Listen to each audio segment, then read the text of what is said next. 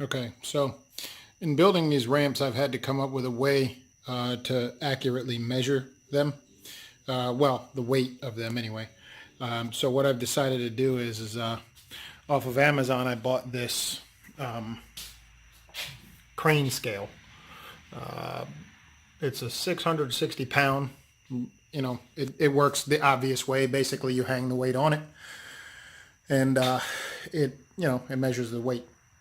So, and then I went to Harbor Freight and I picked up one of those hand cranks and a small little snatch block, kind of a snatch block, and I made up this little L bracket that bolts to the trusses in the attic. The ramps are about 130, 150, maybe 160 pounds max. And so this should be more than enough, but I'll do a test of it real quick and see how it works.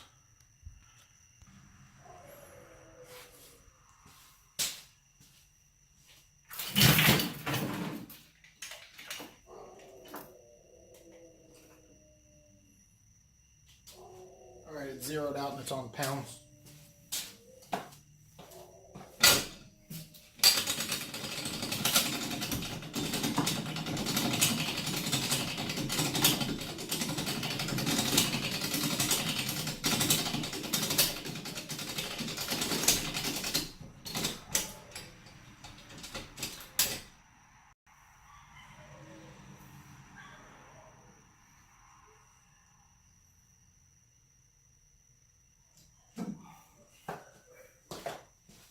All right, so it looks like it's showing about 47 pounds, and that's a 45-pound weight. So you can see, it'll focus, yeah, 47, 46. And like if I pull on it, it'll show more weight. But so that's the way I'm doing it. I'm hoping that helps with the last ramp I shipped. I had to hold each individual piece and stand on a scale, and I weighed the options of getting a like an industrial scale. I found a few on Craigslist, an offer up for 75 or 80 bucks, big freight scales, but they're old, obviously, and they take up a lot of room. So this is my answer to that. Again, shouldn't really be a problem doing 150 160 pounds. I've already tested it at I didn't use the scale, but I tested the cable and the crank at 250 pounds, and it creaks a little, but it certainly doesn't seem like it's weak. So anyway, that's it.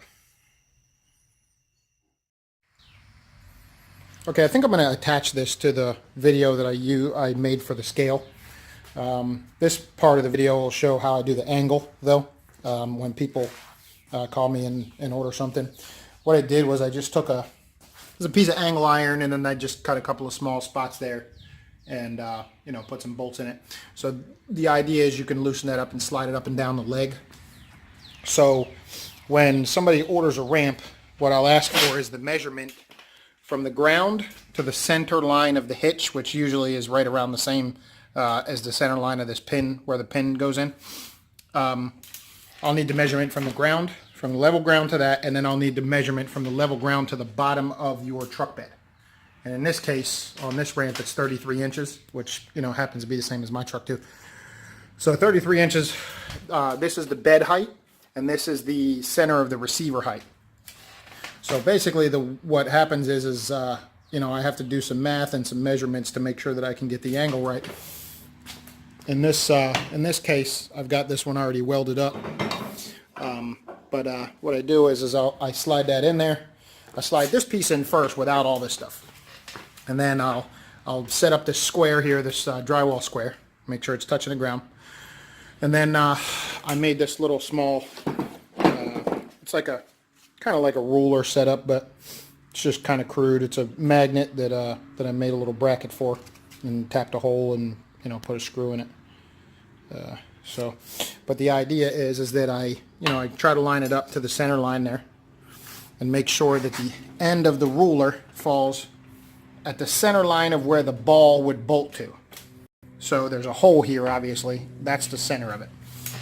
And the reason for this measurement is so that when I build the dovetail and I build the angle, the dovetail doesn't hit the bed of the truck before the pin lines up, if that makes sense. So basically it's just a small little jig, and I can adjust it so it'll go up and down depending on the truck. And obviously, this crude little ruler thing here I can loosen this up and slide it in and out. Well, after I get it loosened up enough anyway. But the idea is that I can, mark the level and mark the measurement from here to where the edge of the truck would be. And in this case, it's actually, I'm afraid it might be a little off on this one. I'm waiting for a text message back from the guy. But anyways, this is the way I figure out the angle, and it seems to be a lot easier. Before I was like drawing it on a tabletop or something and trying to line everything up, and it was just a little difficult. This way, I can basically set it up where I can put an upright on here, just to weld an upright in place, and then basically take a square tube like this and kind of clamp it to the table and with the angle that I need, and then I can just draw the line and cut it off there. So instead of having to do a bunch of math and all that stuff, it's just easier this way.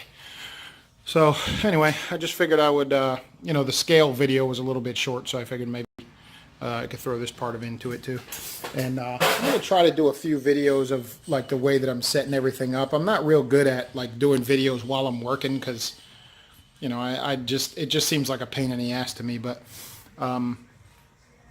it's maybe I'll get to it. I really don't know. I can't never find the right angle, and I don't know if the camera's focusing. It's just a pain in the ass. So, but I don't mind showing what I do afterwards and how I do it. So if the videos are interesting, let me know. If they're not, I'll probably still post them anyway, because to be honest with you, I'm not trying to be a YouTuber. I just want to.